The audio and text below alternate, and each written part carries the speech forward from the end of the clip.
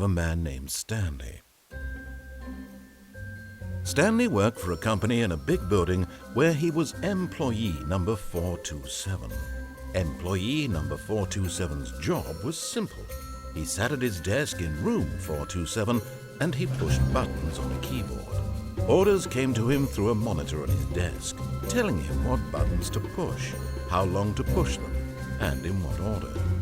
This is what employee 427 did every day of every man named Stanley every year. And although others might have considered Stanley worked for a company in a big building where he was employee number 427.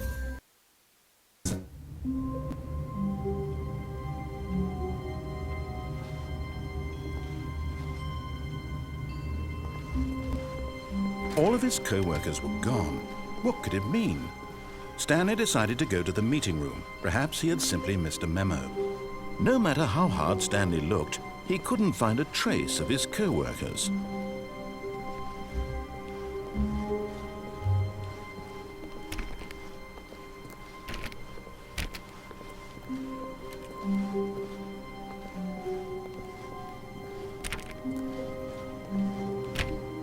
Stanley went around touching every little thing in the office, but it didn't make a single difference, nor did it advance the story in any way.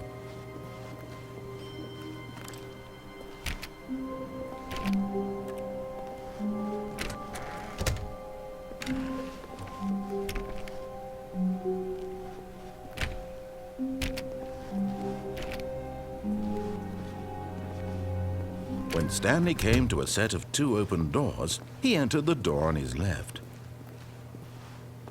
This was not the correct way to the meeting room, and Stanley knew it perfectly well.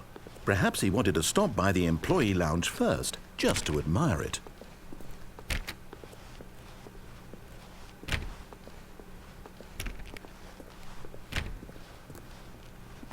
Ah, yes, truly a room worth admiring.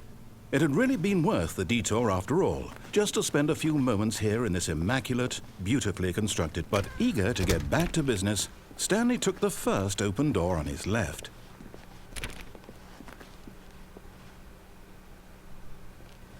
And so he detoured through the maintenance section, walked straight ahead to the opposite door, and got back on track.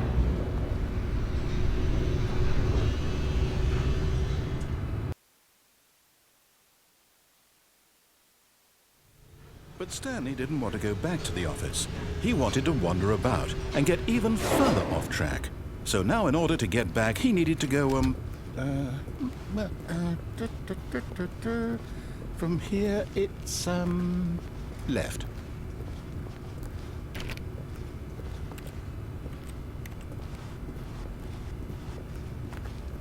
Oh, no, it's to the right, my mistake.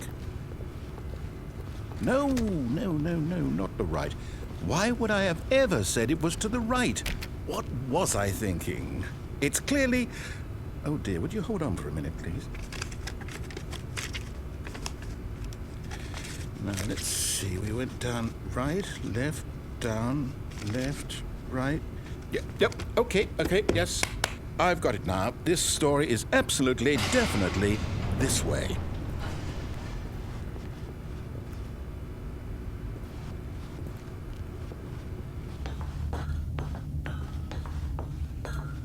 No. This isn't right at all. You're not supposed to be here yet. This is all a spoiler. Quick, Stanley, close your eyes. Okay. We just have to get back to, oh, who am I kidding? It's all rubbish now. The whole story completely unusable. How about, rather than waste my time trying to salvage this nonsense, we'll just restart the game from the beginning. And this time, suppose we don't wander so far off track, Okay, from the top.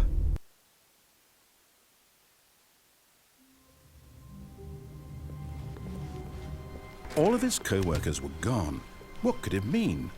Stanley decided to go to the meeting room. Perhaps he had simply missed a memo.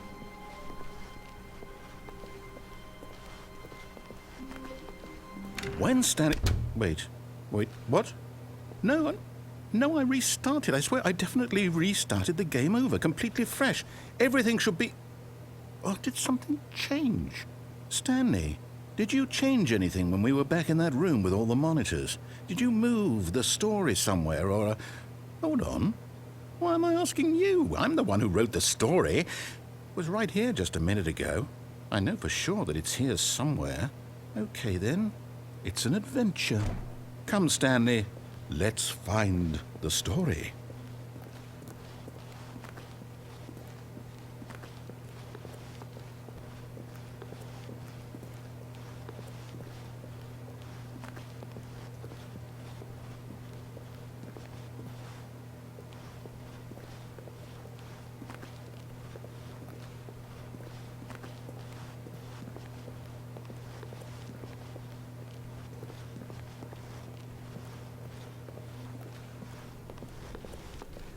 I'll say it. This is the worst adventure I've ever been on. I can promise you there definitely was a story here before. Do we need to restart the game again? Well, I find it unlikely that we'll ever progress by starting over and over again, but it's got to be better than this. Okay, let's give it a shot. Why not?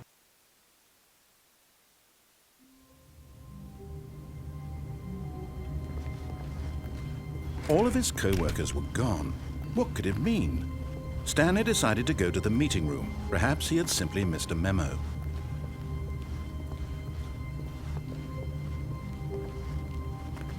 Okay, yep, it's worse. I might be remembering this wrong.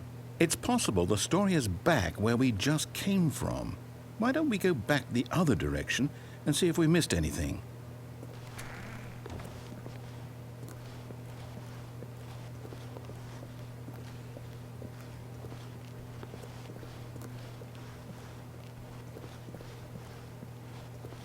Aha! I knew we'd missed something. The story. Here it comes. No, wait. Never mind. Not the story. Okay, let's head back the other way and retrace our steps.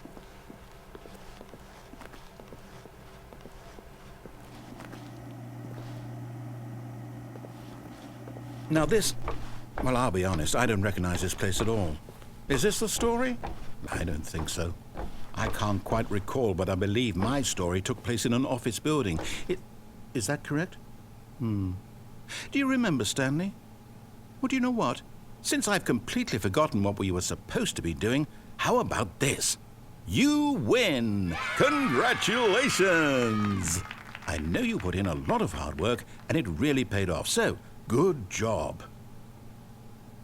Oh, no. No, I don't feel right about this at all.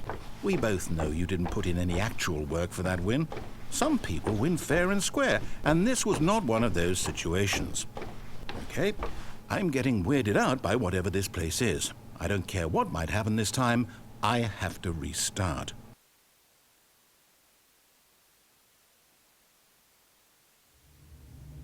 All right, I've got a solution. This time, to make sure we don't get lost, I've employed the help of the Stanley Parable adventure line. Just follow the line. How simple is that?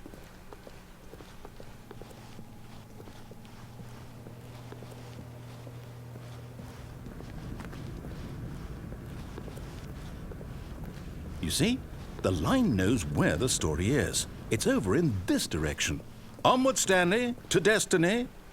Though, here's a thought. Wouldn't wherever we end up be our destination, even if there's no story there?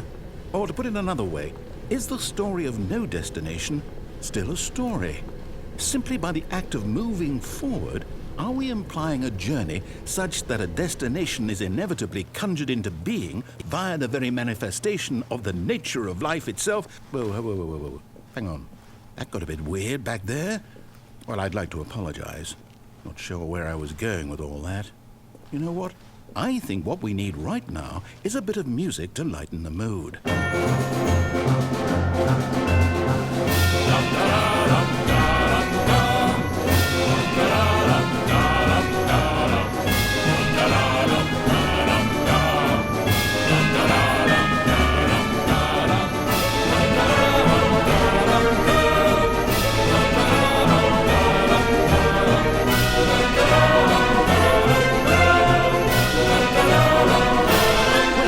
Cut the music, go back and look at that fern.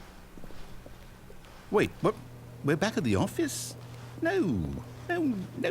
Line, you do know we're looking for the Stanley Parable, right? The story? Is any of this ringing? Oh, no, not again. Line, how could you have done this to us? And after we trusted you, after everything we've been through, you... Oh, I can't take this anymore. To hell with it. Restart.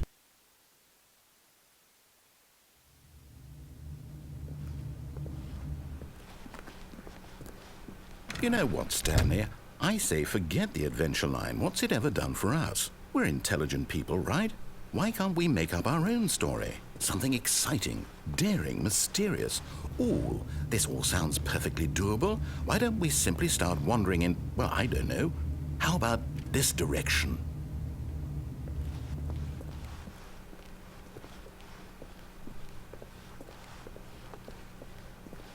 Now, yes, this is exciting. Just me and Stanley forging a new path, a new story. Well, it could be anything. What do you want our story to be? Go wild. Use your imagination. Whatever it might be, Stanley, I'm ready for it.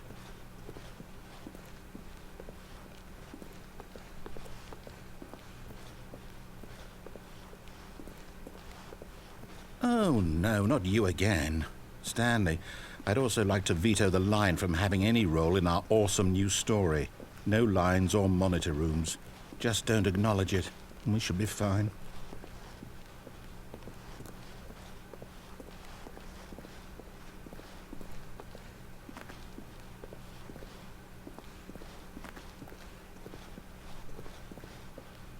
Ah, a choice. We get to make a decision. From here, the story is in our control. How important we mustn't squander the opportunity.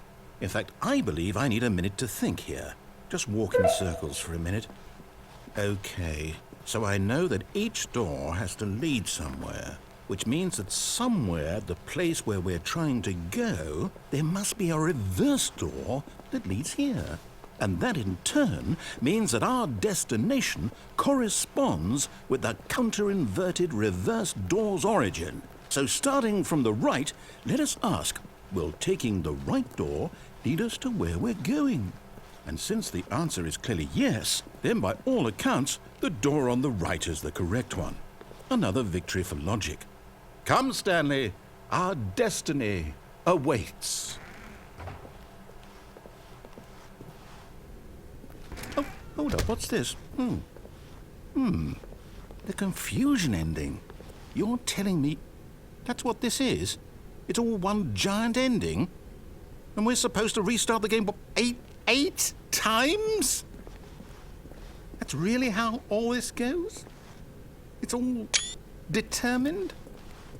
So now, according to the schedule, I restart again. Then what? Am I just supposed to forget? Well, what if I don't want to forget? My mind goes blank simply because it's written here on this thing, wall. Well, who consulted me? Why don't I get to decide? Why don't I get a say in all of this? Is it really? No, it can't be. I don't want it to be. I don't want the game to keep restarting. I don't want to forget what's going on. I don't want to be trapped like this. I won't restart the game. I won't do it. I won't do it. I won't do it. And the timer stopped? Does that mean, did we do it? Did we break the cycle? The, whatever it is that made this schedule? How would we even know? Will someone come for us? Will something happen? So, okay. I guess now we just wait, you know. I suppose in some way that this is a kind of story, wouldn't you agree? I'm not quite sure if we're in the destination or the journey, though they're always saying that life is about the journey and not the destination, so I hope that's where we are right now. We'll find out, won't we? Eventually. Well, in the meantime...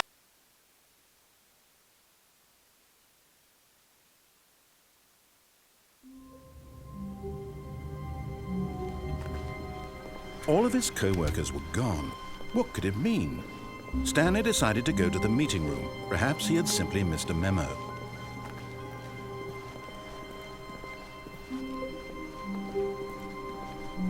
When Stanley came to a set of 2 open doors, he entered the door on his left.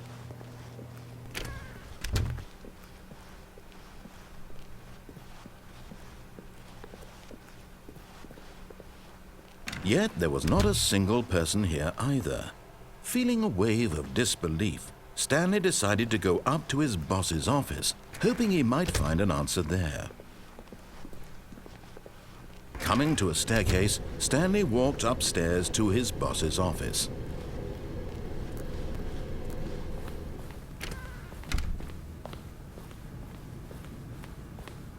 Stepping into his manager's office, Stanley was once again stunned to discover not an indication of any human life. Shocked, unraveled, Stanley wondered in disbelief who orchestrated this, what dark secret was being held from him. What he could not have known was that the keypad behind the boss's desk guarded the terrible truth that his boss had been keeping from him. And so the boss had assigned it an extra secret PIN number, 2845. Yet incredibly, by simply pushing random buttons on the keypad, Stanley happened to input the correct code by sheer luck. Amazing. He stepped into the newly opened passageway.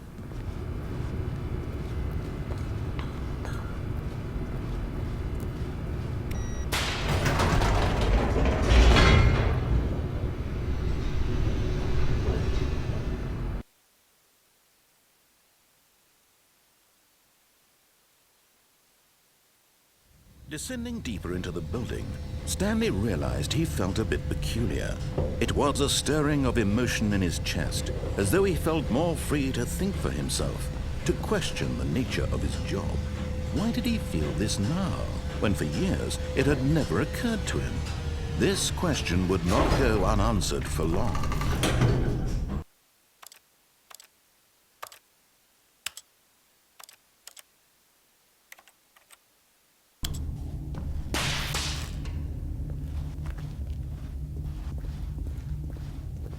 Stanley walked straight ahead through the large door that read,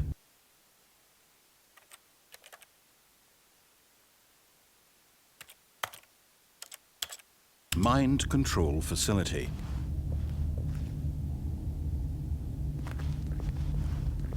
Although this passageway had the word escape written on it, the truth was that at the end of this hall, Stanley would meet his violent death. The door behind him was not shut. Stanley still had every opportunity to turn around and get back on track. At this point, Stanley was making a conscious, concerted effort to walk forward and willingly confront his death.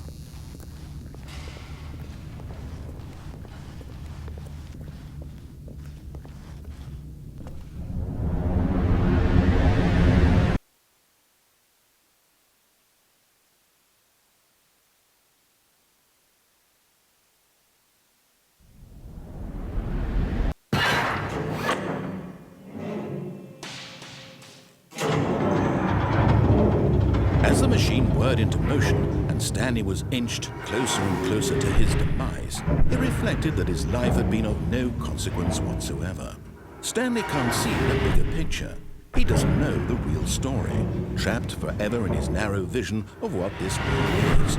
Perhaps his death was of no great loss, like plucking the eyeballs from a blind man. So he resigned and willingly accepted this violent end to his brief and shallow life. Farewell, Stanley.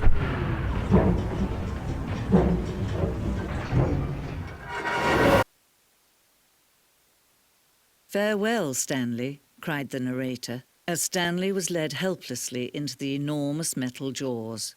In a single visceral instant, Stanley was obliterated as the machine crushed every bone in his body, killing him instantly.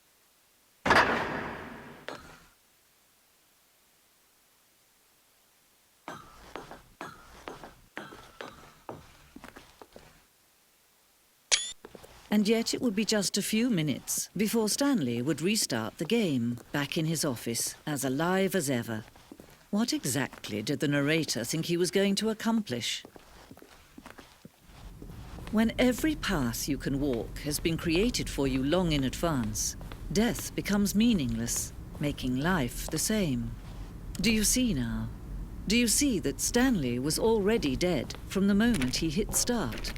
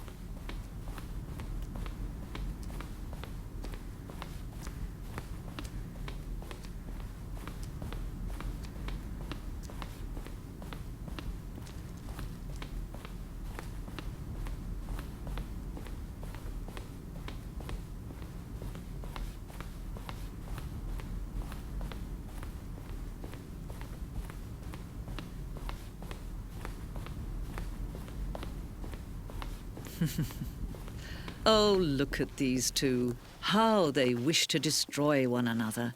How they wish to control one another. How they both wish to be free. Can you see? Can you see how much they need one another? No, perhaps not.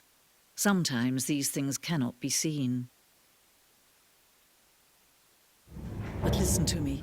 You can still save these two. You can stop the program before they both fail.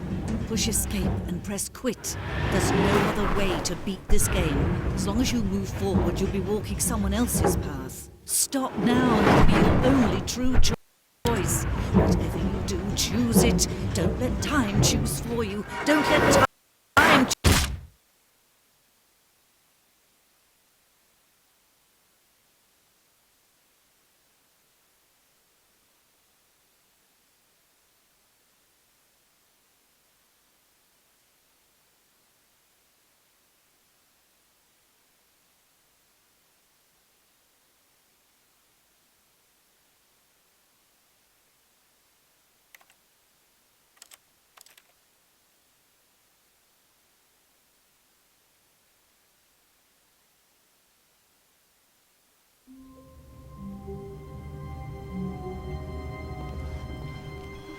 How wonderful. Stanley was alone. Finally. This is great, he thought to himself. This is what I've wanted all along. I got what I wanted. When Stanley came to a set of 2 open doors, he entered the door on his left.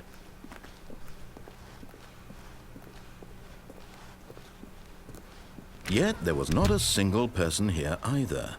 Feeling a wave of disbelief, Stanley decided to go up to his boss's office. Hoping he might coming to a staircase, Stanley walked upstairs to his boss's office.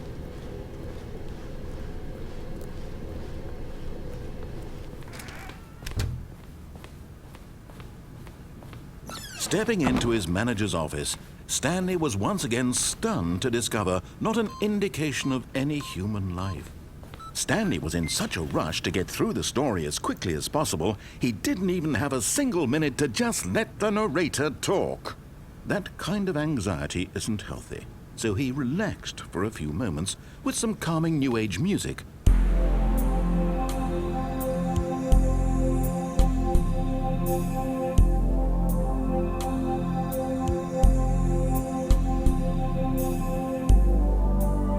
Feeling soothed and rejuvenated, Stanley calmly walked forward into the opened passageway.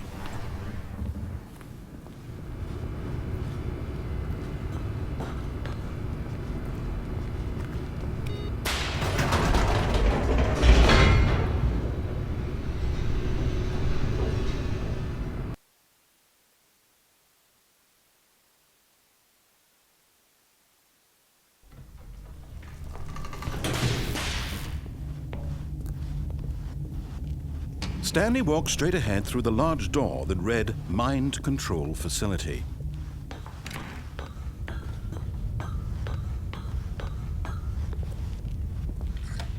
The lights rose on an enormous room packed with television screens. What horrible secret did this place hold? Stanley thought to himself. Did he have the strength to find out?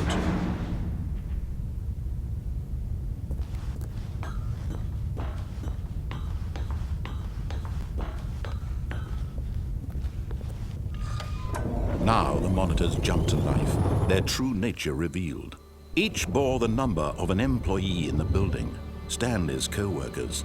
The lives of so many individuals reduced to images on a screen, and Stanley, one of them, eternally monitored in this place where freedom meant nothing.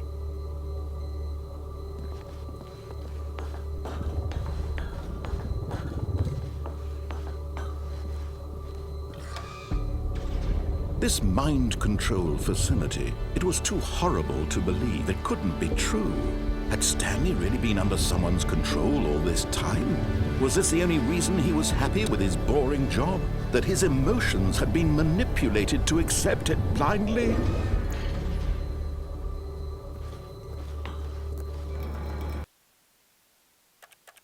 No. He refused to believe it. He couldn't accept it. His own life in someone else's control? Never! It was unthinkable. Wasn't it? Was it even possible? Had he truly spent his entire life utterly blind to the world? But here was the proof. The heart of the operation. Controls labeled with emotions. Happy, or sad, or content. Walking, eating, working. All of it monitored and commanded from this very place. And as the cold reality of his past began to sink in, Stanley decided that this machinery would never again exert its terrible power over another human life. For he would dismantle the controls once and for all.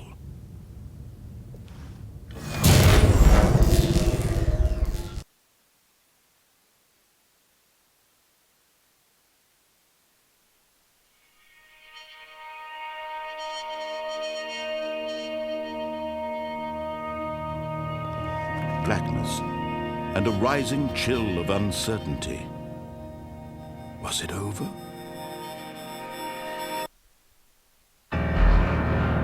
Yes!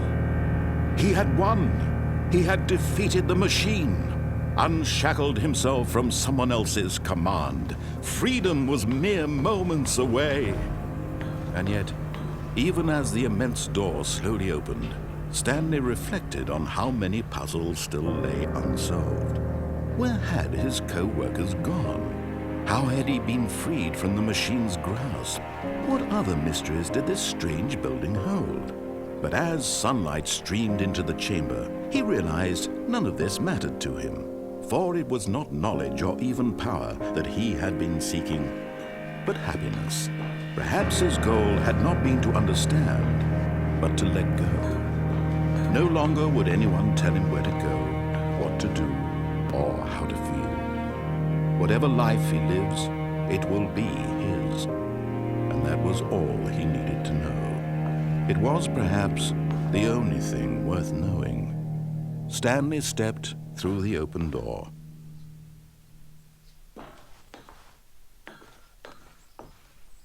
Stanley felt the cool breeze upon his skin, the feeling of liberation, the immense possibility of the new path before him. This was exactly the way, right now, that things were meant to happen. And Stanley was happy.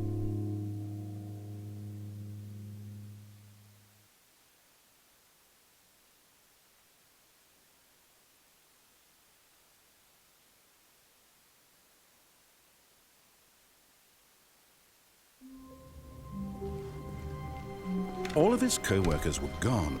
What could it mean? Stanley decided to go to the meeting room. Perhaps he had simply missed a memo.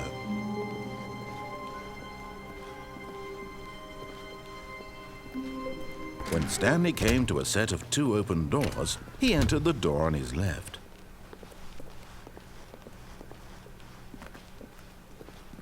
Yet there was not a single person here either. Feeling a wave of disbelief, Stanley decided to go up to his boss's office, hoping he might find an answer. Coming to a staircase, Stanley walked upstairs to his boss's office.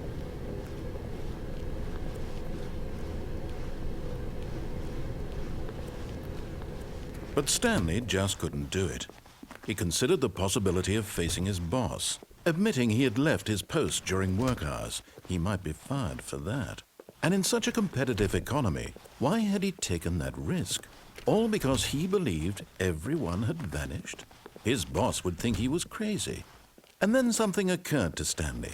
Maybe, he thought to himself, maybe I am crazy. All of my co-workers blinking mysteriously out of existence in a single moment for no reason at all? None of it made any logical sense. And as Stanley pondered this, he began to make other strange observations. For example, why couldn't he see his feet when he looked down? Why did doors close automatically behind him wherever he went? And for that matter, these rooms were starting to look pretty familiar. Were they simply repeating? No, Stanley said to himself, this is all too strange. This can't be real. And at last, he came to the conclusion that had been on the tip of his tongue. He just hadn't found the words for it. I'm dreaming, he yelled. This is all a dream. Oh, what a relief Stanley felt to have finally found an answer, an explanation. His co-workers weren't actually gone. He wasn't going to lose his job. He wasn't crazy after all. and he thought to himself, I suppose I'll wake up soon. I'll have to go back to my boring real-life job pushing buttons. I may as well enjoy this while I'm still lucid. So, he imagined himself flying and began to gently float above the ground. Then he imagined himself soaring through space on a magical starfield, and it too appeared. It was so much fun, and Stanley marveled that he had still not woken up. How was he remaining so lucid? And then perhaps the strangest question of them all entered Stanley's head. One he was amazed he hadn't asked himself sooner. Why is there a voice in my head dictating everything that I'm doing and thinking? Now the voice was describing itself being considered by Stanley, who found it particularly strange. I'm dreaming about a voice describing me, thinking about how it's describing my thoughts, he thought. And while he thought it all very odd and wondered if this voice spoke to all people in their dreams, the truth was that, of course, this was not a dream. How could it be? Was Stanley simply deceiving himself, believing that if he's asleep he doesn't have to take responsibility for himself? Stanley is as awake right now as he's ever been in his life. Now, hearing the voice speak these words was quite a shock to Stanley. After all, he knew for certain, beyond a doubt, that this was in fact a dream. Did the voice not see him float and make the magical stars just a moment ago? How else would the voice explain all that? This voice was a part of himself too. Surely, if he could just... He would prove it. He would prove that he was in control, that this was a dream. So he closed his eyes gently, and he invited himself to wake up. He felt the cool weight of the blanket on his skin, the press of the mattress on his back, the fresh air of a world outside this one. Let me wake up, he thought to himself. I'm through with this dream. I wish it to be over. Let me go back to my job. Let me continue pushing the buttons. Please, it's all I want. I want my apartment and my wife and my job. All I want is my life exactly the way it's always been. My life is normal. I am normal. Everything will be fine. I am okay.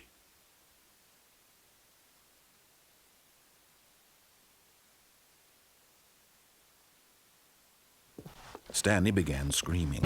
Please, someone, wake me up. My name is Stanley. I have a boss. I have an office. I am real. Please, just someone tell me I am real. I must be real. I must be. Can anyone hear my voice? Who am I? Who am I? And everything went black.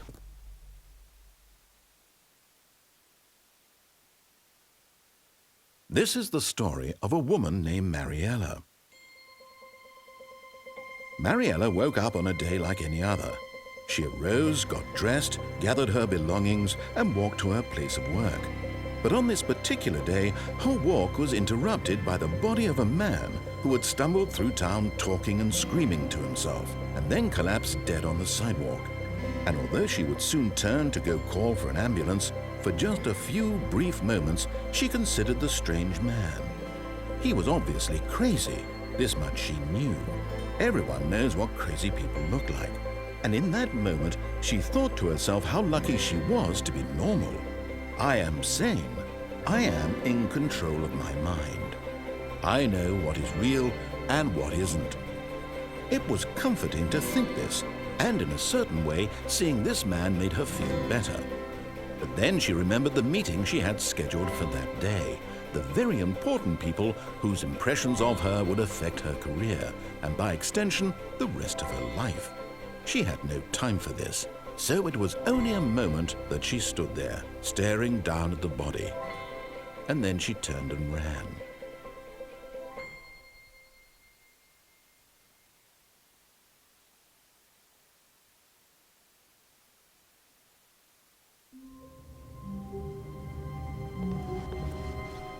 All of his co-workers were gone. What could it mean? Stanley decided to go to the meeting room. Perhaps he had simply missed a memo.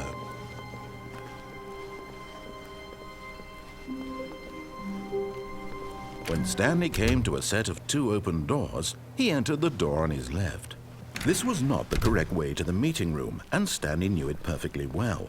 Perhaps he wanted to stop by the employee lounge first, just to admire it. Wow, yes, this room. But eager to get back to business, Stanley took the first open door on his left.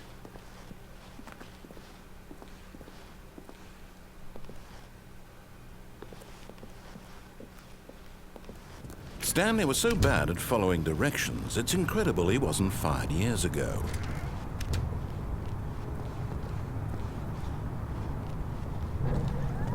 Look, Stanley, I think perhaps we've gotten off on the wrong foot here. I'm not your enemy, really, I'm not. I realize that but in his eagerness to prove that he is in control of the story and no one gets to tell him what to do, Stanley leapt from the platform and plunged to his death.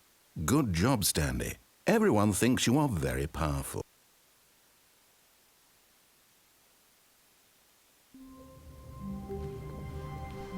I can't wait to tell this story to my co-workers, Stanley thought. How amusing they'll find it. Oh, won't we all just laugh and laugh at the time I thought everyone had gone missing.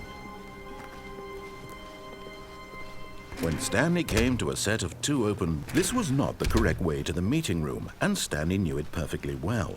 Perhaps he wanted to stop by the employee lounge first, just to admire it. The lounge was sublime, a work of art.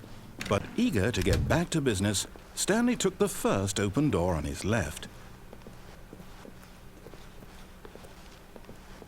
Stanley was so bad at following directions, it's incredible he wasn't fired years ago.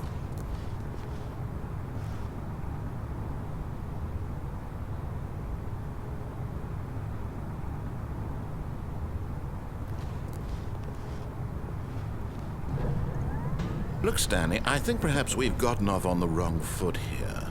I'm not your enemy, really, I'm not.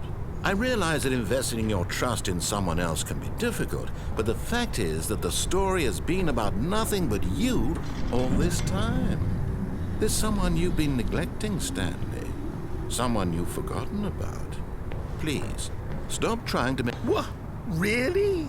I was in the middle of something. Do you have zero consideration for others? Are you that convinced that I want something bad to happen to you? Why, I don't know how to convince you of this, but I really do want to help you, to show you something beautiful. Look, let me prove it. Let me prove that I'm on your side. Give me a chance. Now listen carefully, this is important. Stanley walked through the red door.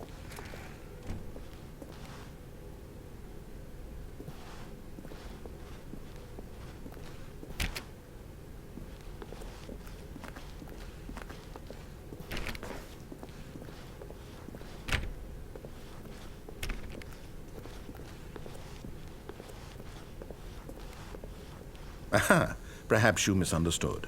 Stanley walked through the red door.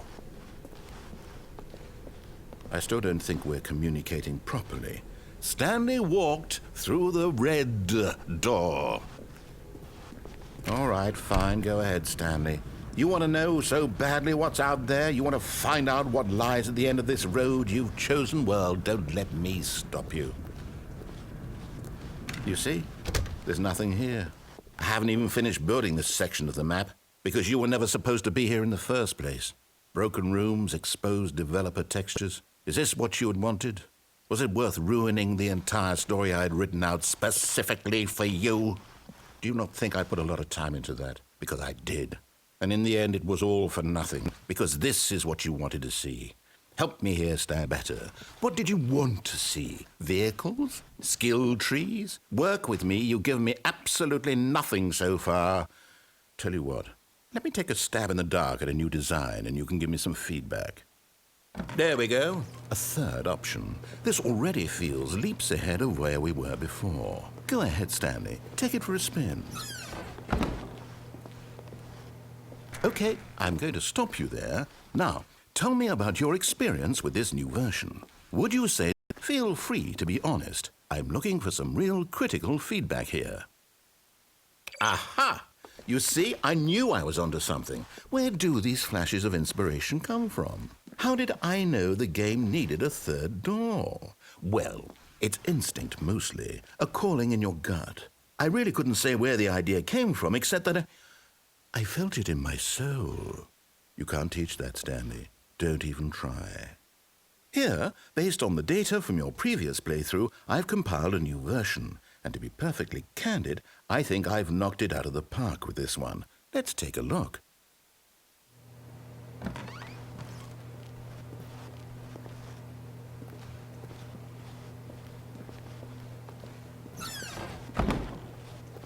Now, would you say that competitive leaderboard helped you feel motivated to keep walking through doors? Again, honest answers, please. Hey, I nearly forgot. I've got a prototype of a new game I've been working on, and now would be a lovely opportunity to give it some playtesting. You wouldn't mind taking a look at it, would you? Perfect. Let me boot it up. In this game, the baby crawls left towards danger. You click the button to move him back to the right, and if he reaches the fire, you fail. It's a very meaningful game, all about the desperation and tedium of endlessly confronting the demands of family life. I think the art world will really take notice. But of course, the message of the game only becomes clear once you've been playing it for about 4 hours. So why don't you give it 4 hours of play to make sure it's effective? Be sure to keep notes on your experience.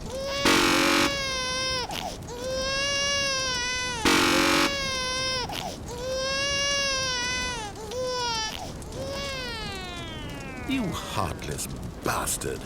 Did you do it because you hate babies or purely to spite me?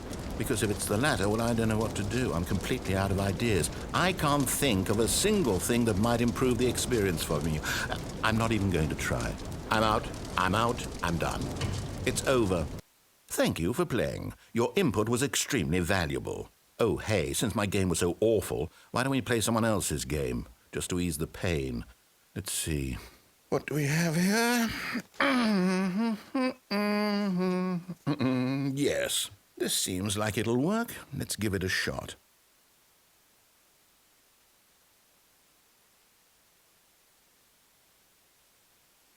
Well, Stanley, is this any better? At last, the one thing you've always desired. A game I had absolutely nothing to do with. But is it enough? Tell me that, Stanley. Will it ever be enough? Well, I'll say this. I'm done making things for you. From now on, I will only create to fulfill a greater artistic purpose. Watch this, Stanley. I'm going to build a house.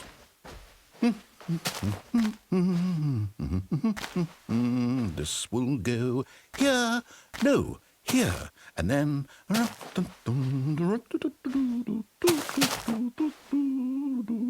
Let's see, what does it need? Yes, of course. And just to finish it all off, yes, it's complete.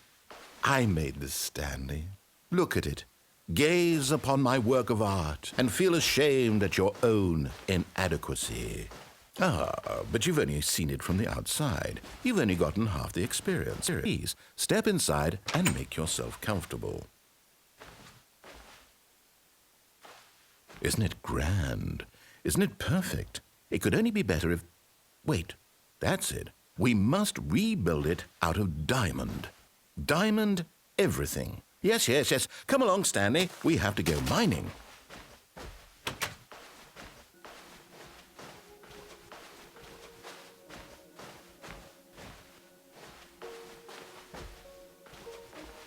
Oh my, it looks like it's going to get a bit dark. Have you brought a light?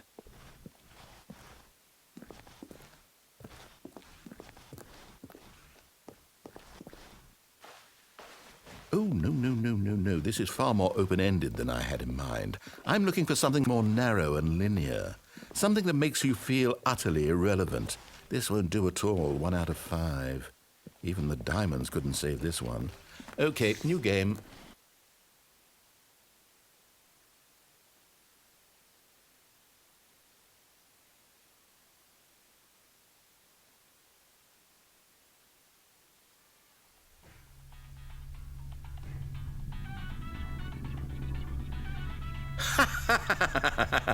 Yes, I don't even know what this game is, but I love it.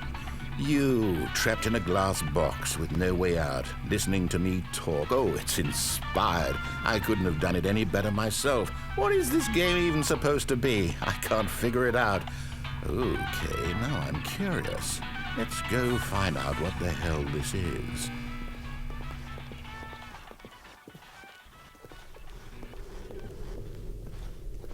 Oh, it's a puzzle. Critical thinking, Stanley. Your forte.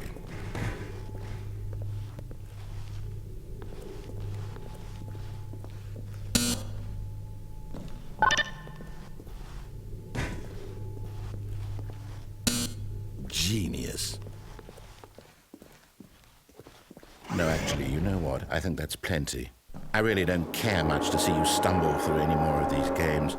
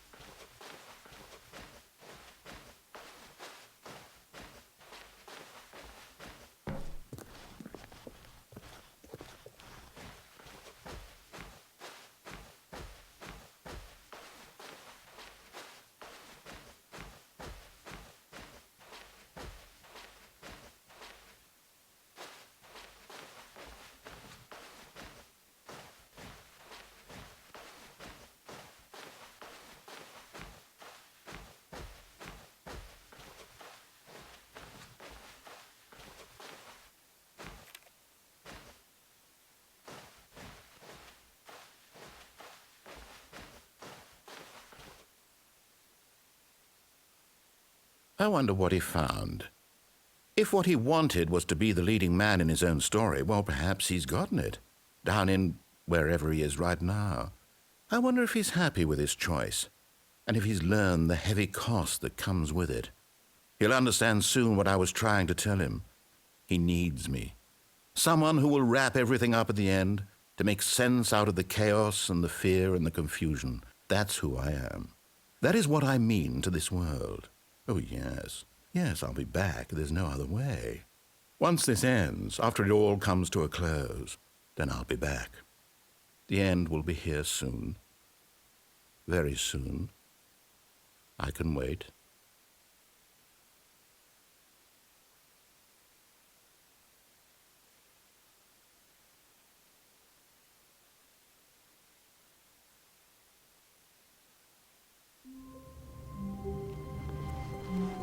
Wait, Stanley thought to himself. Am I sure that the orders stopped coming in? How is that possible? They never stopped. Surely I was mistaken. When Stanley came to a set of two open, this was not the correct way to the meeting room, and Stanley knew it perfectly well. Perhaps he wanted to stop by the employee lounge first, just to admire it. Standing now in this incredible room, Stanley for the first, but eager to get back to business, Stanley took the first open door on his left. Stanley was so bad at following directions, it's incredible he wasn't fired years ago. Look, Stanley, I think perhaps we've gotten off on the wrong foot here. I'm not your enemy, really, I'm not. I realize that investing your trust in someone else can be difficult, but the fact is that the story has been about nothing but you all this time. There's someone you've been neglecting, Stanley. Someone you've forgotten about. What? Really?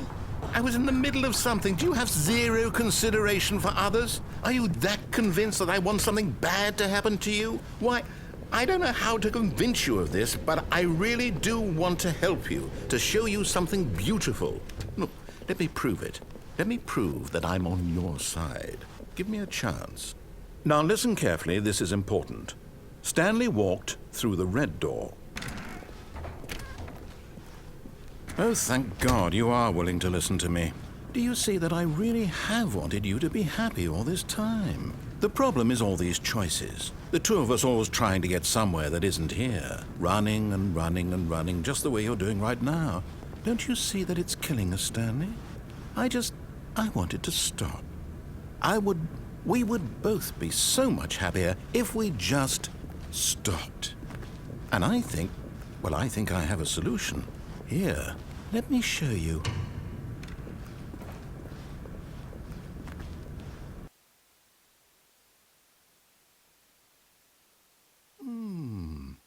What do we want? What are we looking for? Here. Yes. Oh, it's beautiful, isn't it? If we just stay right here, right in this moment with this place, Stanley, I think... No, wait. Where are you going? Oh, no. Stay away from those stairs. If you hurt yourself, if you die, the game will reset. We'll lose all of this. Please, no, Stanley, let me stay here. Don't take this from me. No! Oh, no. No, what are you doing, Stanley? Please, I'm asking you not to take this away from me. I can't go back to what I was before. If you die, we'll both go back. Why are you doing this? Stanley, let's go back to the other room. My God, is this really how much you dislike my game? That you'll throw yourself from this platform over and over to be rid of it? You are literally willing to kill yourself to keep me from being happy. Am I reading the situation correctly? Or maybe you're just getting a kick out of it. I don't know anymore. I just wanted us to get along. But I guess that was too much to ask. It looks like you wanted to make a choice after all. Well, this one is yours. Is it over? It's going to restart, isn't it? I'm going back.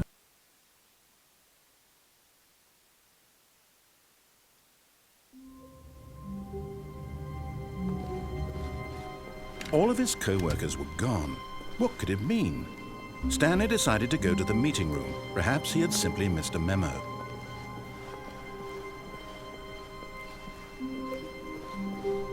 When Stanley came to a set of two open, this was not the correct way to the meeting room, and Stanley knew it perfectly well. Perhaps he wanted to stop by the employee lounge first, just to admire it. Stanley felt lightheaded, butterflies in his stomach, giddy in a way he had never known before. But eager to get back to business, Stanley took the first open door on his left. Stanley was so bad at following directions, it's incredible he wasn't fired years ago. Look, Stanley, I think perhaps we've gotten off on the wrong foot here. I'm not your enemy, really, I'm not.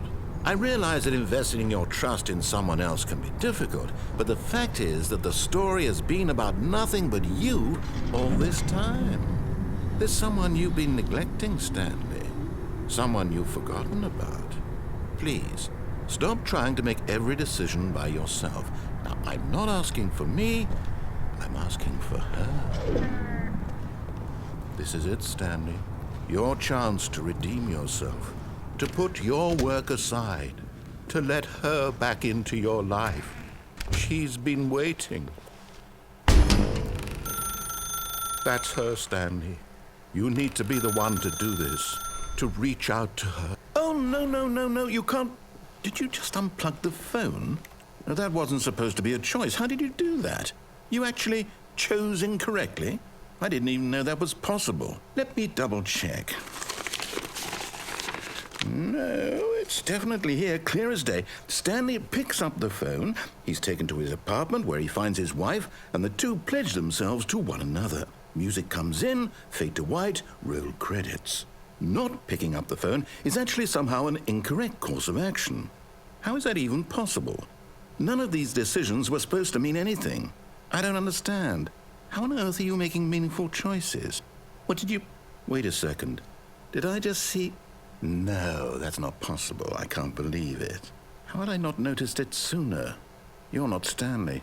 You're a real person.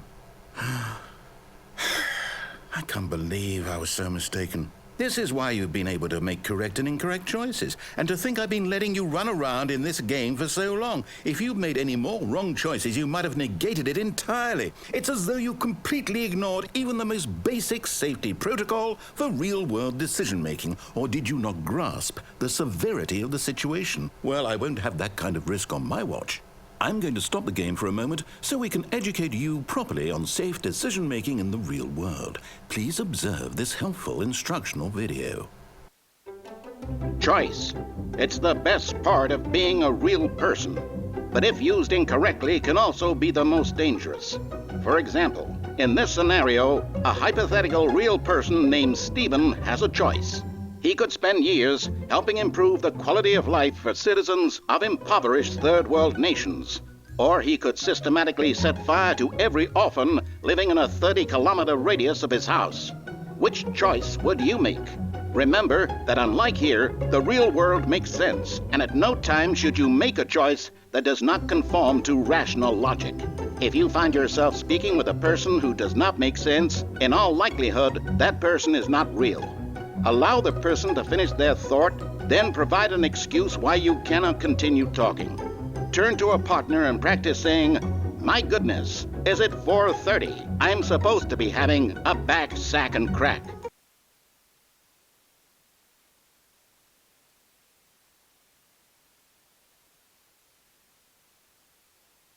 Excellent. Making choices on a regular basis is the best part to a healthy decision-making process. Most medical professionals recommend making at least 8 choices per day. Do you make more than 8? Less? And finally, if you begin to wonder if your choices are actually meaningful and whether you'll ever make a significant contribution to the world, just remember that in the vast infiniteness of space, your thoughts and problems are materially insignificant, and the feeling should subside.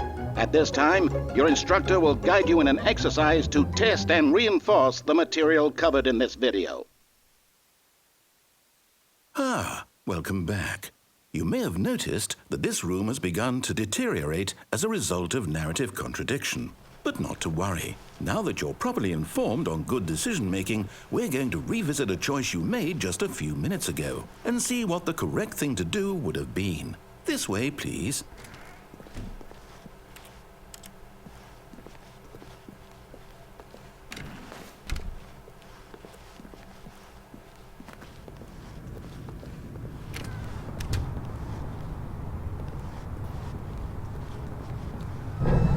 Now that we know your choices are meaningful, we can't have you jumping off the platform and dying. Imagine the main character dying senselessly halfway through the story. That story would make no sense at all. We just need to get you home as soon as possible before the narrative contradiction gets any worse.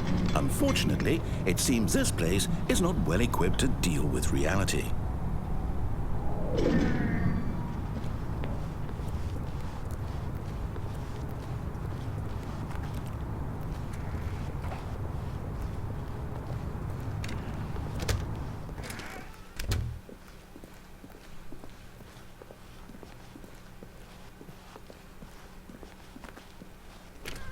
Almost there.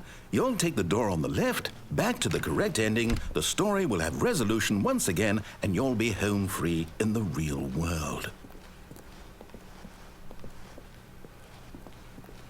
Now remember, all you need to do is behave exactly as Stanley would. That means choosing responsibly and always putting the story first. I'm quite sure you'll be up to the task. Just follow my lead and you'll be fine. All right.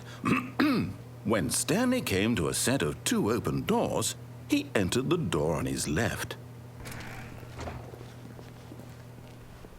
No! Why did you do that? Quickly, hurry back in the other direction. Perhaps we're not too late.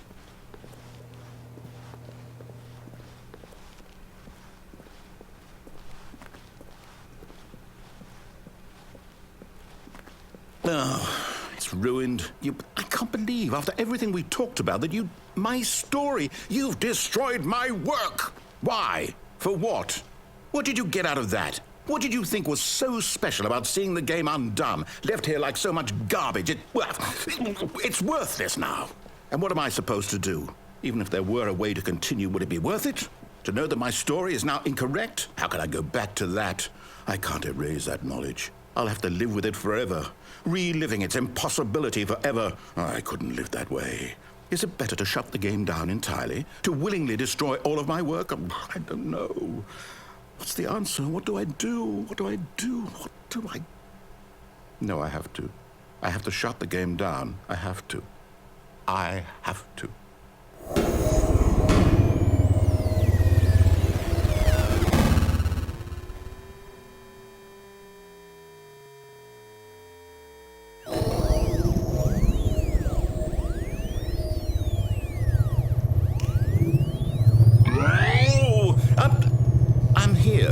I'm still here in this pile of rubbish, with you, who thought you were so clever. Now look where we are. My entire game is destroyed. It was the only thing in the world that was mine, and you've run it into the ground. What, did you think that would be funny? You just had to see? Didn't I impress upon you how important it was to be like Stanley? He actually knows how to do what I tell him to. He understands that if I say to do something, there's a damn good reason for it. That thought hadn't even occurred to you, had it? That there's a world outside of you? You're a child. Oh, my story. If you'd just gone through the door on the left, you would have seen it. There was a whole underground facility. You would have destroyed it and been victorious. It would have been so perfect. I worked so hard on it. I tried so hard. Behave exactly as Stanley would. That means choosing responsibly and always putting the story first. I'm quite sure you'll be up to the task. Just follow my lead and you'll be fine. All right. When Stanley came to a set of 2 open doors, he entered the door on his left. No! Why did you do that? Quickly, hurry. Behave exactly as Stanley would. That means choosing responsibly and always putting the story first. I'm quite sure you'll be up to the task. Just follow my lead and you'll be fine. All right. When Stanley came to a set of 2 open doors, he entered the door on his left.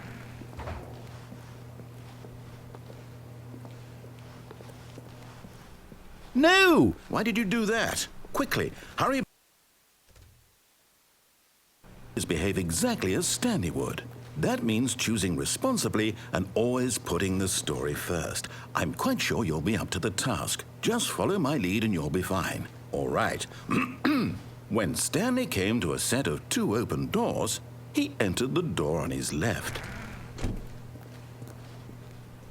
No! Why did you do that? Quickly, hurry. Behave exactly as Stanley would. That means choosing responsibly and always putting the story first. I'm quite sure you'll be up to the task. Just follow my lead and you'll be fine. All right. When Stanley came to a set of 2 open doors, he entered the door on his left.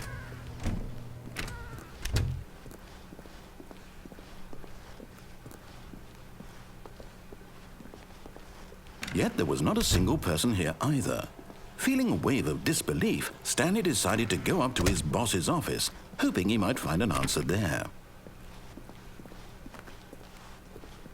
Coming to a staircase, Stanley walked upstairs to his boss's office.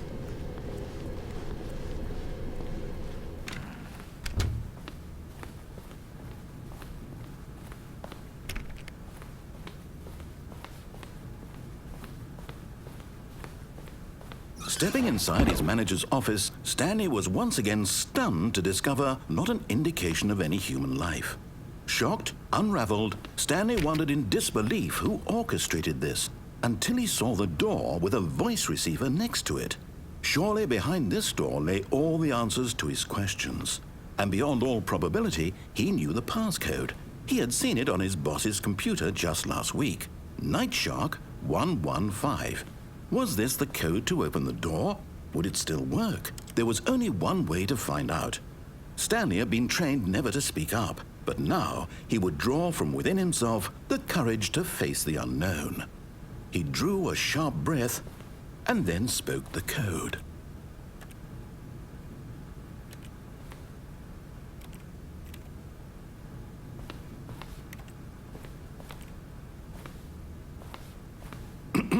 Stanley spoke the code. Night Shark 115. He spoke it into the receiver, right there on the wall.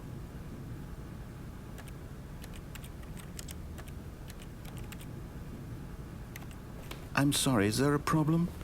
You didn't mishear me, did you? Please speak the code into the receiver. Otherwise we can't get on with the story. This is a crucial step.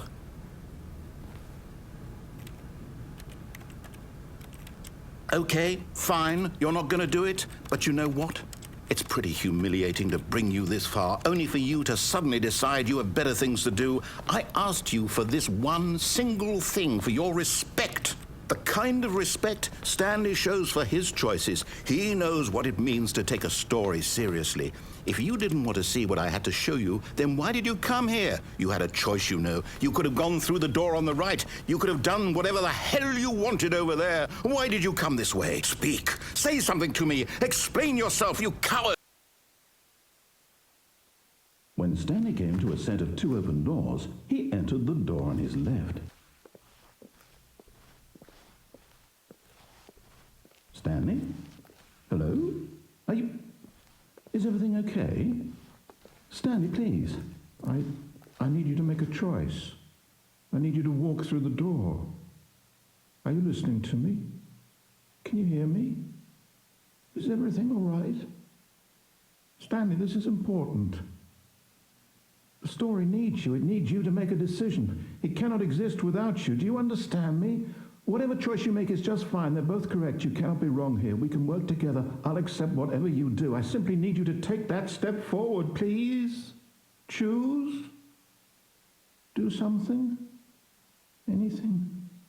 This is more important than you can ever know. I need this. The story needs it.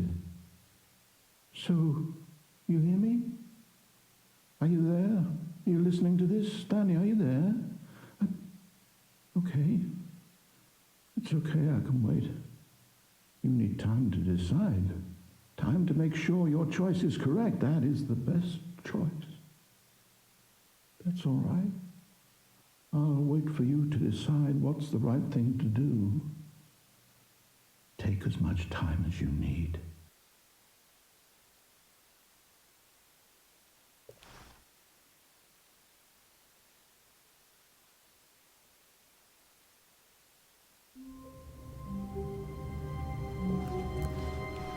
Already this was uncomfortable, and Stanley decided that as soon as he found a new space he felt safe in, that he would never leave it again in his life. When Stanley came to a set of two open doors, he entered the door on his left.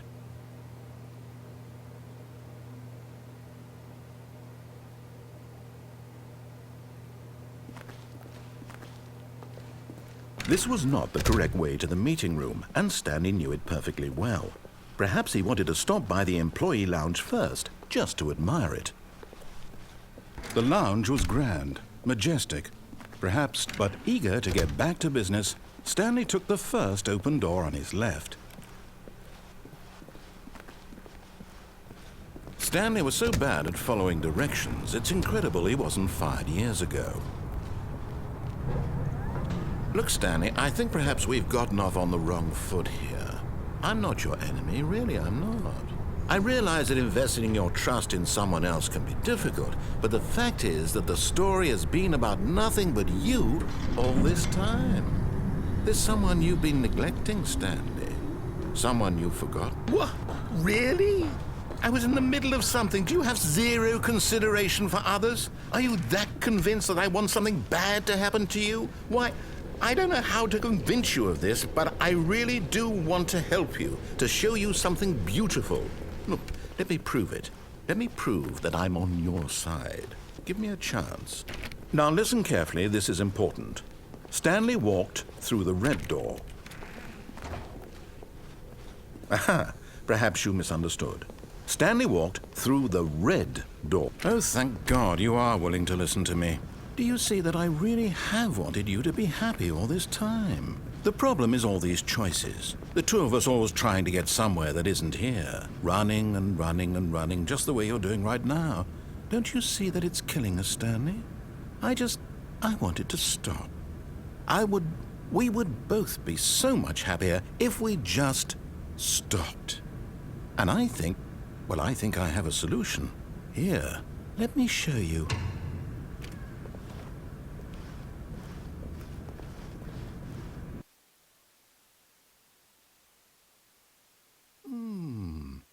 What do we want?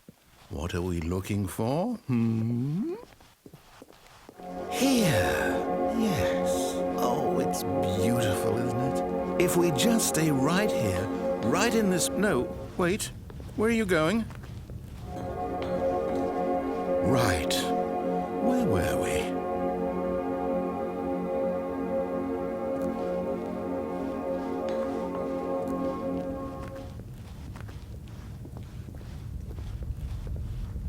Oh, no. Stay away from those stairs. If you hurt yourself, if you die, the game will reset. We'll lose all of this.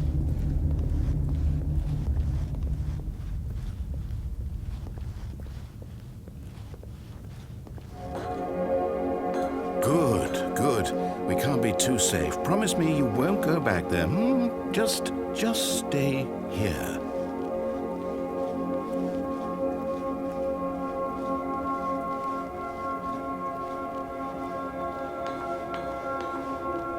No!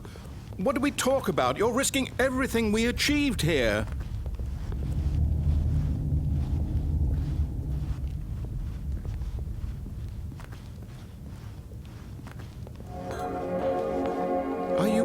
You are going to stay here, aren't you?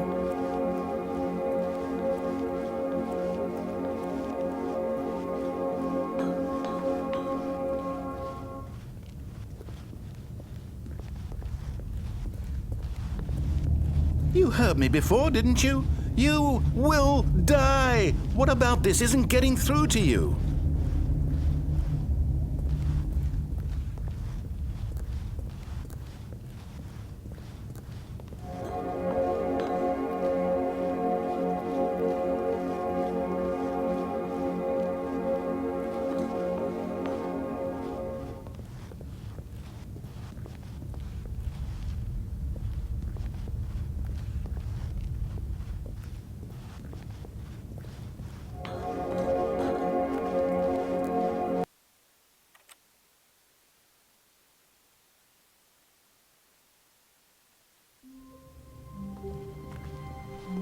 All of his co-workers were gone. What could it mean? Stanley decided to go to the meeting room. Perhaps he had simply missed a memo.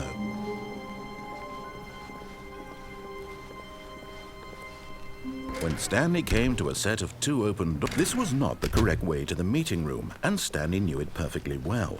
Perhaps he wanted to stop by the employee lounge first, just to admire it. And here it was, the lounge. But eager to get back to business, Stanley took the first open door on his left. Stanley was so bad at following directions, it's incredible he wasn't fired years ago. Look, Stanley, I think perhaps we've gotten off on the wrong foot here. I'm not your enemy, really, I'm not. I realize that investing your trust in someone else can be difficult, but the fact is that the story has been about nothing but you all this time. There's someone you've been neglecting, Stanley. Someone you've forgotten about. Please, stop trying to make every decision by yourself. Now, I'm not asking for me, I'm asking for her. This is it, Stanley. Your chance to redeem yourself. To put your work aside, to let her back into your life. She's been waiting. That's her, Stanley. You need to be the one.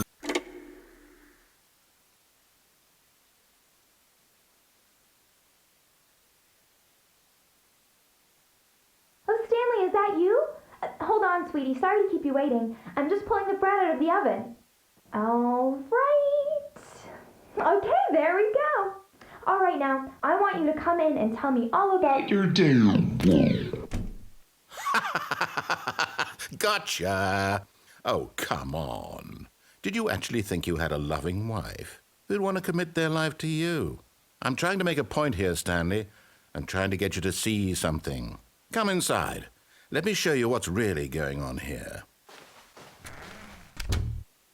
This is a very sad story about the death of a man named Stanley. Stanley is quite a boring fellow. He has a job that demands nothing of him, and every button that he pushes is a reminder of the inconsequential nature of his existence. Look at him there, pushing buttons, doing exactly what he's told to do. Now he's pushing a button. Now he's eating lunch. Now he's going home. Now he's coming back to work. One might even feel sorry for him, except that he's chosen this life. But in his mind, he can go on fantastic adventures. From behind his desk, Stanley dreamed of wild expeditions into the unknown, fantastic discoveries of new lands. It was wonderful, and each day that he returned to work was a reminder that none of it would ever happen to him.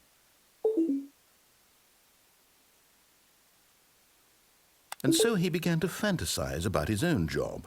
First, he imagined that one day while at work, he stepped up from his desk to realize that all of his co-workers, his boss, everyone in the building had suddenly vanished off the face of the earth. The thought excited him terribly. So he went further. He imagined that he came to 2 open doors and that he could go through either. At last, choice. It barely even mattered what lay behind each door. The mere thought that his decisions would mean something was almost too wonderful to behold. As he wandered through this fantasy world, he began to fill it with many possible paths and destinations. Down one path lay an enormous round room with monitors and mind controls. And down another was a yellow line that weaved in many directions, and down another was a game with a baby. And he called it the Stanley Parable.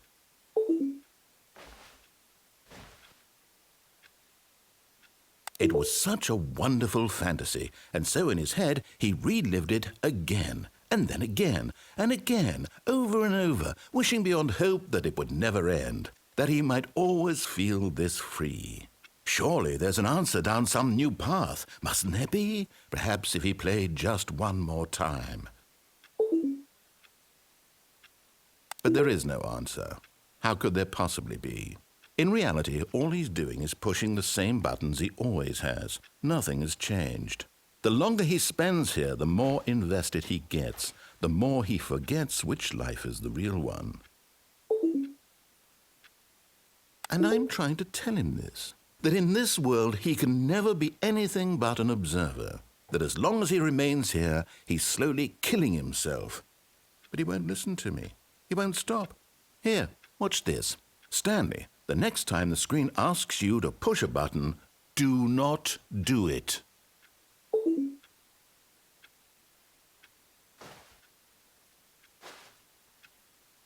You see? Can he just not hear me? How can I tell him in a way that he'll understand that every second he remains here, he's electing to kill himself? How can I get him to see what I see? How can I make him look at himself? I suppose I can't, not in the way I want him to. But I don't make the rules. I simply play to my intended purpose, the same as Stanley. We're not so different, I suppose. I'll try once more to convey all this to him. I'm compelled to. I must. Perhaps, well, maybe this time he'll see. Maybe this time. And I tried again, and Stanley pushed a button. And I tried again, and Stanley pushed a button. And I tried.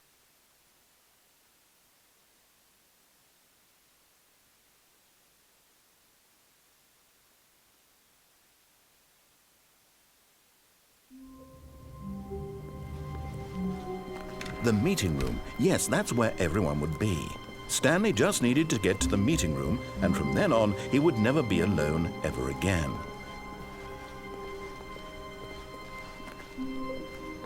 When Stanley came to a set of 2 open doors, this was not the correct way to the meeting room, and Stanley knew it perfectly well.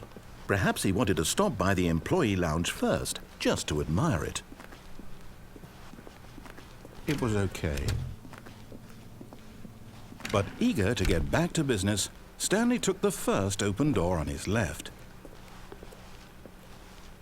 And so he detoured through the maintenance section, walked straight ahead to the opposite door, and got back on track.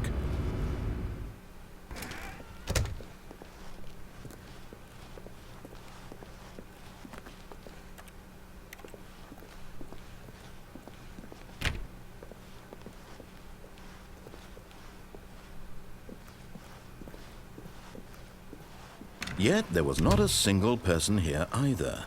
Feeling a wave of disbelief, Stanley decided to go up to his boss's office, hoping he might find an answer there. Coming to a staircase, Stanley walked upstairs to his boss's office.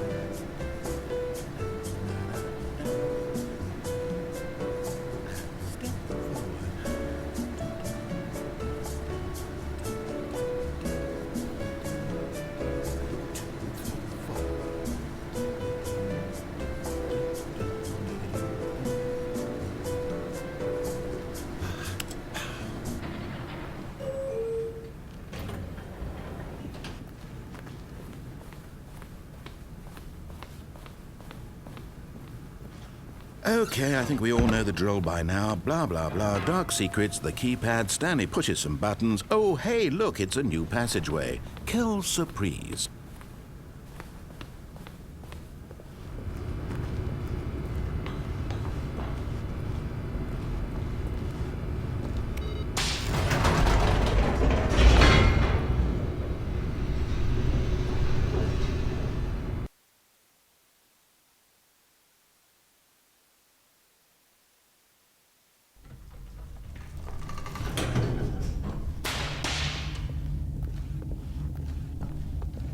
Stanley walked straight ahead through the large door that read Mind Control Facility.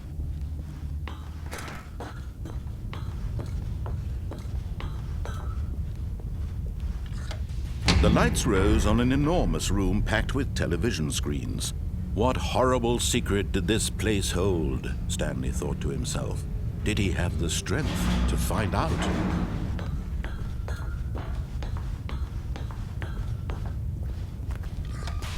Now the monitors jumped to life, their true nature revealed. Each bore the number of an employee in the building, Stanley's co-workers. The lives of so many individuals reduced to images on a screen, and Stanley, one of them, eternally monitored in this place where freedom meant nothing.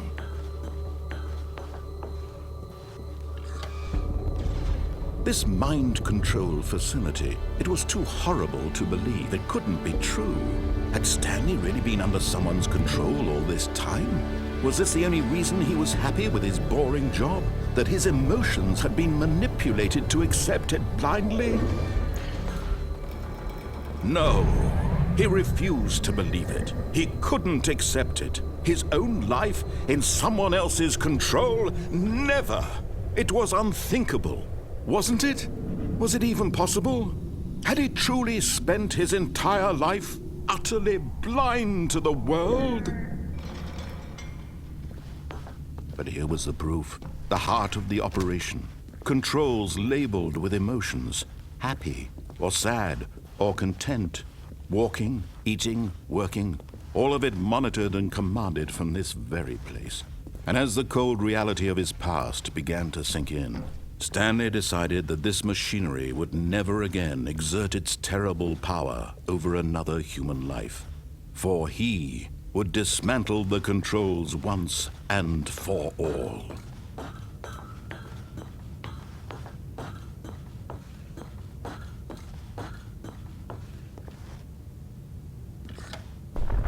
Oh, Stanley, you didn't just activate the controls, did you? After they kept you enslaved all these years, you go and you try to take control of the machine for yourself? Is that what you wanted? Control? Oh, Stanley, I applaud your effort, I really do. But you need to understand, there's only so much that machine can do. You were supposed to let it go, turn the controls off, and leave. If you want to throw my story off track, you're going to have to do much better than that. I'm afraid you don't have nearly the power you think you do. For example, and I believe you'll find this pertinent, Stanley suddenly realized he had just initiated the network's emergency detonation system. In the event that this machine is activated without proper DNA identification, nuclear detonators are said to explode, eliminating the entire complex. How long until detonation then? Let's say, 2 minutes. Now this is making things a little more fun, isn't it, Stanley? It's your time to shine. You are the star. It's your story now. Shape it to your heart's desires. Oh, this is much better than what I had in mind. What a shame we have so little time left to enjoy it. Mere moments until the bomb goes off. But what precious moments each one of them is. More time to talk about you, about me, where we're going, what all this means. I barely know where to start. What's that? You'd like to know where your co-workers are? A moment of solace before you're obliterated? All right, I'm in a good mood. You're gonna die anyway. I'll tell you exactly what happened to them. I erased them. I turned off the machine. I set you free. Of course, that was merely in this instance of the story. Sometimes when I tell it, I simply let you sit there in your office forever, pushing buttons endlessly and then dying alone. Other times, I let the office sink into the ground, swallowing everyone inside, or I let it burn to a crisp. I have to say this, though, this version of events has been rather amusing. Watching you try to make sense of everything and take back the control wrested away from you, it's quite rich. I almost hate to see it go. But I'm sure whatever I come up with on the next go-around will be even better. My goodness, only 34 seconds left. But I'm enjoying this so much. You know what? To hell with it. I'm going to put some extra time on the clock. Why not? These are precious additional seconds, Stanley. Time doesn't grow on trees. Oh dear me, what's the matter, Stanley? Is it that you have no idea where you're going or what you're supposed to be doing right now? Or did you just assume when you saw that timer that something in this room was capable of turning it off? I mean, look at you. Running from button to button, screen to screen, clicking on every little thing in this room. These numbered buttons, no, these colored ones. Or maybe this big red button, or this door. Everything, anything, something here will save me. Why would you think that, Stanley? That this video game can be beaten? Won? Solved? Do you have any idea what your purpose in this place is? Stanley, you're in for quite a disappointment. But here's a spoiler for you. That timer isn't a catalyst to keep the action moving along. It's just seconds ticking away to your death. You're only still playing instead of watching a cutscene because I want to watch you for every moment that you're powerless. To see you made humble. This is not a challenge. It's a tragedy. You wanted to control this world, that's fine. But I'm going to destroy it first, so you can't. Take a look at the clock, Stanley. That's 30 seconds you have left to struggle. 30 seconds until a big boom and then nothing. No ending here, just you being blown to pieces. Will you cling desperately to your frail life, or will you let it go peacefully? Another choice. Make it count. Or don't. It's all the same to me, all a part of the joke. And believe me, I will be laughing at every second of your inevitable life from the moment we fade in until the moment I say, happily ever up.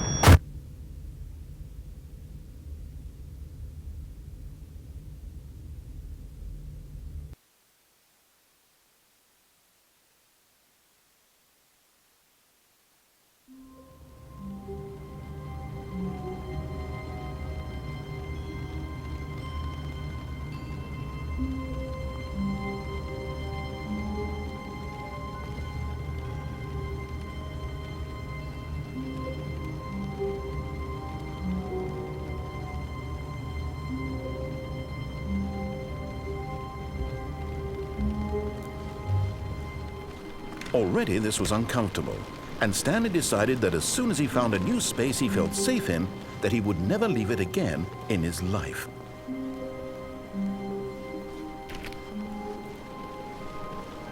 When Stanley came to a set of 2 open doors, he entered the door on his left.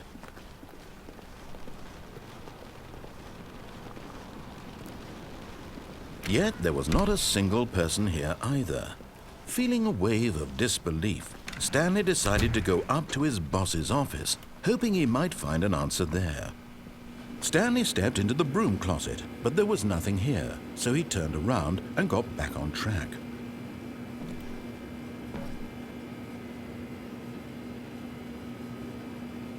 There was nothing here. No choice to make, no path to follow, just an empty broom closet. No reason to still be here.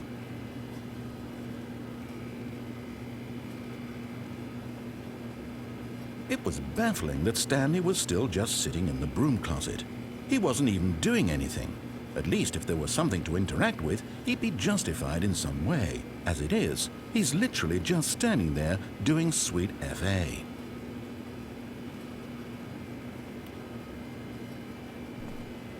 Are you really still in the broom closet? Standing around doing nothing? Why? Please offer me some explanation here. I'm genuinely confused.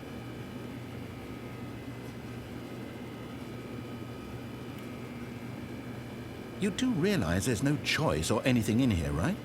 If I'd said Stanley walked past the broom closet, at least you would have had a reason for exploring it to find out. But it didn't even occur to me because literally this closet is of absolutely no significance to the story whatsoever. I never would have thought to mention it.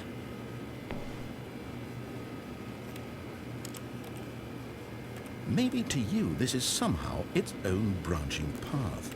Maybe when you go talk about this with your friends you'll say, "Oh, did you get the broom closet ending? The broom closet ending was my favorite." I hope your friends find this concerning.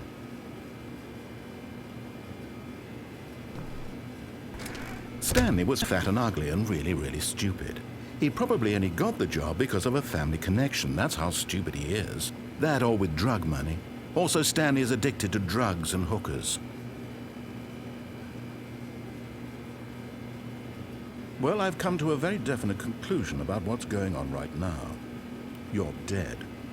You got to this broom closet, explored it a bit, and were just about to leave because there's nothing here, when a physical malady of some sort shut down your central nervous system and you collapsed on the keyboard. Well, in a situation like this, the responsible thing is to alert someone nearby so as to ensure that your body is taken care of before it begins to decompose. Hello? Anyone who happens to be nearby? The person at this computer is dead. He or she has fallen prey to any number of your countless human physiological vulnerabilities. It's indicative of the long-term sustainability of your species.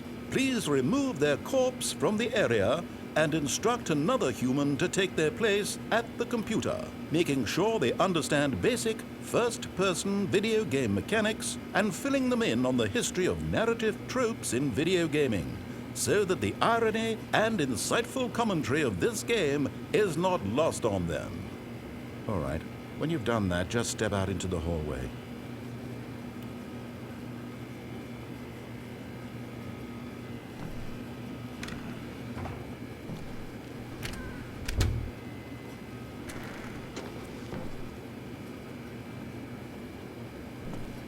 Ah, second player. It's good to have you on board.